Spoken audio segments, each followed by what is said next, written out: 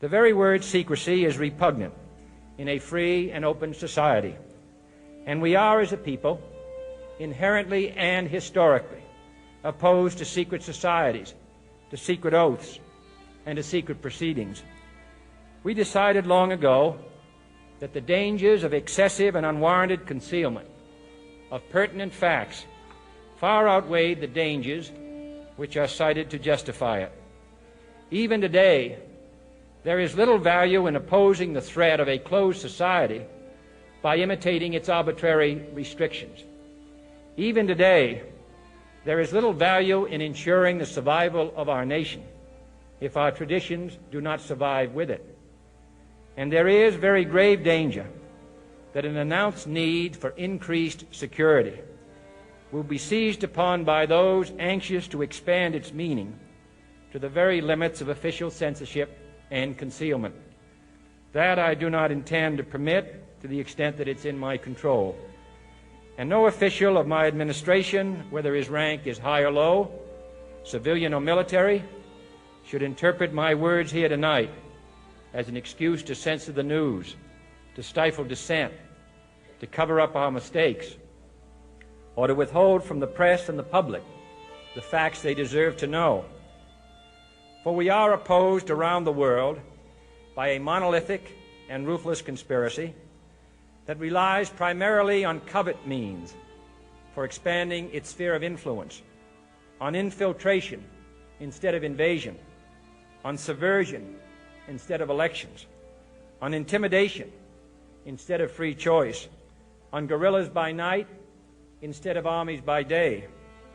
It is a system which has conscripted vast human and material resources into the building of a tightly knit, highly efficient machine that combines military, diplomatic, intelligence, economic, scientific, and political operations. Its preparations are concealed, not published. Its mistakes are buried, not headlined.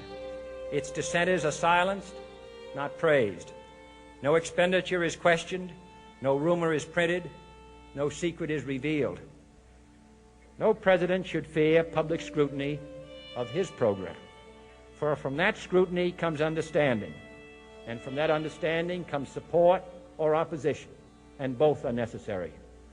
I am not asking your newspapers to support an administration, but I am asking your help in the tremendous task of informing and alerting the American people.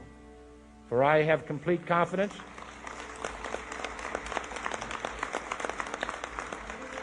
in the response and dedication of our citizens whenever they are fully informed.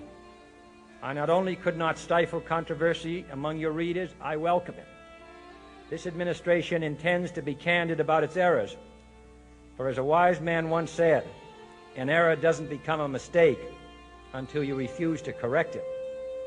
We intend to accept full responsibility for our errors, and we expect you to point them out when we miss them.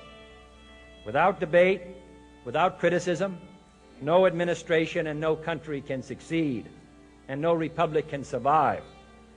That is why the Athenian lawmaker Solon decreed it a crime for any citizen to shrink from controversy. And that is why our press was protected by the First Amendment, the only business in America specifically protected by the Constitution, not primarily to amuse and entertain, not to emphasize the trivial and the sentimental, not to simply give the public what it wants, but to inform, to arouse, to reflect, to state our dangers and our opportunities, to indicate our crises and our choices, to lead, mold, educate, and sometimes even anger public opinion. This means greater coverage and analysis of international news, for it is no longer far away and foreign, but close at hand and local. It means greater attention to improved understanding of the news, as well as improved transmission. And it means, finally, that government at all levels must meet its obligation to provide you with the fullest possible information outside the narrowest limits of national security. And so it is to the printing press, to the recorder of man's deeds, the keeper of his conscience, the courier of his news, that we look for strength and assistance, confident that with your help, man will be what he was born to be, free and independent.